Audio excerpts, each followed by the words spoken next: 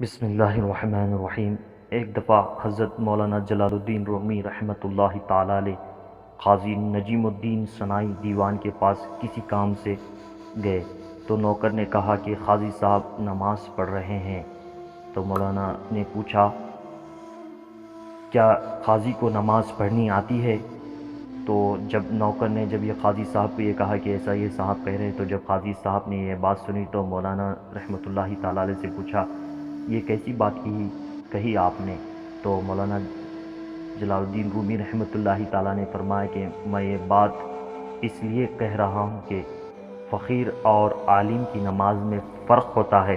عالم اس وقت تک نماز نہیں پڑھتا جب تک کہ وہ بیت اللہ کی سمت کا تعین نہ کر لے۔ اگر معلوم نہ ہو سکے تو دل میں تحریری کرتا ہے، پھر دل جس طرف گواہی دے اسی طرف منہ کر کے نماز ادا کر لیتا ہے۔ اور فقیر اس وقت تک نماز ادا نہیں کرتا جب تک عرش کو برابر اپنی آنکھوں سے نہ دیکھ لے۔ اللہ اکبر۔ پھر آپ نے قاضی صاحب کے پاس سے اٹھ کر چلے گئے تو رات میں قاضی صاحب نے خواب میں مولانا رومی رحمۃ اللہ تعالی علیہ کو دیکھا کہ وہ عرش پر مصلی بچھائے نماز ادا کر رہے ہیں۔ تو خواب کی حیبیت سے بیدار ہوئے فوراً رومی رحمۃ اللہ علیہ کے پاس پہنچے اور کہا معذرت کی کہ آپ مجھے اس معاملے میں معذور ہی سمجھیں۔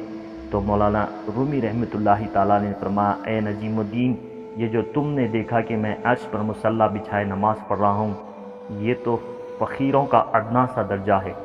فقیر جب اس سے بھی آگے 70,000 مقامات طے کر لیتا ہے تو وہ اپنی 5 نمازیں ساکنان عرش کی ساتھ ادا کرتا ہے، اور جب وہاں سے لوٹتا ہے تو اپنے آپ کو بیت اللہ میں دیکھتا ہے، اور جب وہاں سے لوٹتا ہے تو پوری کائنات کو اپنی 5 انگلیوں کے درمیان دیکھتا ہے۔ اور جب فقیر اس سے بھی آگے 70,000 مقامات طے کر لیتا ہے تو پھر اس کا مقام مکان سے نکل کر لا مکان میں ہوتا ہے، اور اس پر صرف اللہ پاک کے سوا کوئی بھی واقف حال نہیں ہوتا۔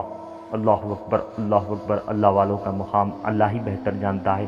تو یہ آپ کو ویڈیو پسند آئے تو لائک کر لیجیے گا، میرے چینل کو سبسکرائب کر لیجیے گا، کیونکہ نئی آنے والی ویڈیو آپ کو جلد سے جلد مل سکے۔ Thank for watching.